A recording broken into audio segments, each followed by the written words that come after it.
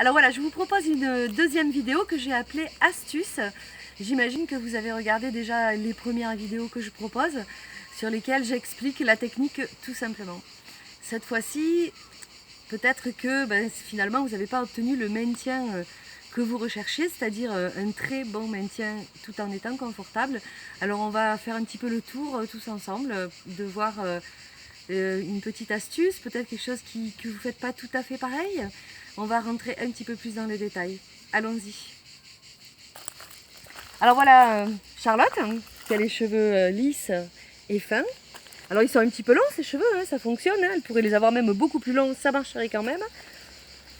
Elle pourrait les avoir plus courts aussi. Le minimum de longueur c'est ça, d'accord? Pour qu'on puisse avoir une queue de cheval à peu près de cette longueur, ça c'est le minimum. Voilà. Alors, j'ai remarqué à travers mes pérégrinations de médiévales et de différents marchés que certaines femmes ont du mal à faire un chignon rond. Alors écoutez, voilà, regardez en détail ce que je vous propose, voilà comment je fais. Il y a 1000 manières, chacun trouvera la sienne. En tout cas, celle-ci, c'est celle que j'utilise. Je fais de ma main gauche un anneau qui va me servir de butoir. Avec ma main droite, je lance la mèche de l'autre côté de ma main gauche et je la récupère. Maintenant, le butoir ne sert plus à rien, je retire mon doigt et ma main gauche maintient le chignon plaqué contre la tête. C'est la main droite qui va travailler maintenant. La mèche, le chignon ne change pas de main. Chaque fois, je tire bien sur cette mèche de façon à bien serrer mon chignon. Voilà un chignon bien serré.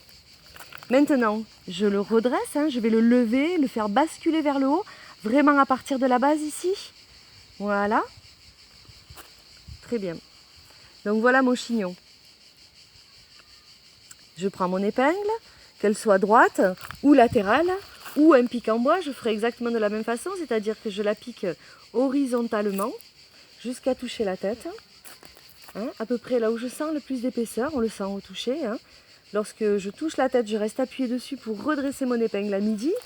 C'est une épingle droite, je la mets à midi et je descends dans l'axe du chignon, j'appuie bien fort. Voilà, le chignon m'arrête, mon chignon est fini. Vous remarquez que lorsque je fais le chignon, je n'entoure pas la mèche sur elle-même. Je ne fais pas ça. Alors je vais vous montrer pourquoi. Parfois on sent que c'est nécessaire pour bien serrer le chignon, en vérité non.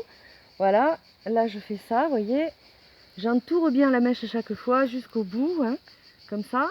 Donc la mèche est prise déjà dans ce mouvement, puis dans celui-là, et maintenant je ne peux plus remonter mon chignon.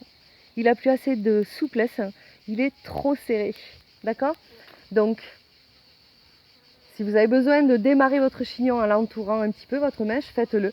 Mais après, vraiment, essayez de l'utiliser, de le tourner, la mèche libre. Voilà, comme ça. Donc vous remontez votre chignon, comme ça. Le piqué de l'épingle, je vous ai expliqué que je la plante horizontalement. Ça veut dire que je ne fais pas levier comme ça, vous voyez. Je vais directement au plus court pour toucher la tête. Je touche, je reste appuyée dessus, je redresse à midi. Là, on sent que ça prend, on va dire. Et maintenant, je descends. Je vous ai expliqué tout à l'heure que même si les cheveux sont courts, on peut arriver à faire un chignon banane. Alors évidemment, un chignon rond, ça va être compliqué à cause de la longueur. Mais voilà ce que je vous propose, ça fonctionne très bien. Il suffit de faire la queue de cheval. Et puisque vous ne pouvez pas faire un tour complet avec votre mèche, vous allez là où vous pouvez. Un demi-tour suffira.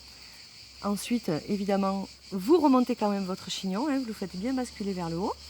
Vous piquez l'épingle de la même façon horizontalement jusqu'à toucher la tête. Vous redressez et vous descendez.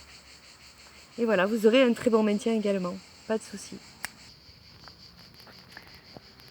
Alors, je vais vous montrer une astuce qui concerne les épingles latérales. Vous voyez, c'est-à-dire une épingle tordue, si c'est peut-être ce type de modèle que vous avez acheté. C'est une épingle latérale, c'est-à-dire que cette courbe va épouser la courbe de la tête. Elle va être ou positionnée comme ça dans la tête, ou comme ça. Et je vais vous expliquer pourquoi je fais le choix de la mettre d'un côté ou de l'autre. Alors, moi par habitude, et gardez vos habitudes, elles sont sûrement très bonnes. Moi je fais le chignon à l'envers des aiguilles d'une montre. C'est comme ça que j'arrive à bien le serrer. Et c'est vraiment ce qui importe, de bien serrer ce chignon rond. Vous voyez, quand je le soulève, comme ça, j'ai la partie lisse du chignon banane sur la gauche de la tête et la ligne, une ligne qui se dessine comme ça sur la droite. C'est sur cette ligne que je vais piquer mon épingle. Donc je la prends bien en creux, hein, puisque je vais la planter horizontalement, comme tout ce que je piquerai dans les cheveux. Je touche la tête et cette fois-ci, je vais la coucher donc à 2 heures. Une fois qu'elle est couchée, seulement alors, je vais pousser. Hein, je l'ai mise à 2 heures donc. Hein, elle est sur le côté droit du chignon. Par contre, si par habitude, vous tournez le chignon dans l'autre sens. Vous voyez, je suis beaucoup moins à l'aise dans l'autre sens, mais je vais y arriver. Voilà. Comme ça, toujours bien serré, hein, bien sûr. Hop, je le soulève. Hein, donc le chignon est inversé, vous voyez, avec le côté lisse à droite et la ligne à gauche. Bien, dans ce cas, donc, je vais piquer au même niveau du chignon, à la même hauteur, mon épingle horizontalement. Et cette fois-ci, lorsque je touche la tête, c'est pas à 2 heures que je vais la coucher, mais bel et bien à 10 heures sur le côté gauche. Et une fois qu'elle est couchée, alors je suis la tête. Voilà. Voilà donc un petit peu le tour de toutes les astuces que je peux vous donner pour réussir votre chignon. Si malgré tout ça ne fonctionne pas, n'hésitez pas à me contacter.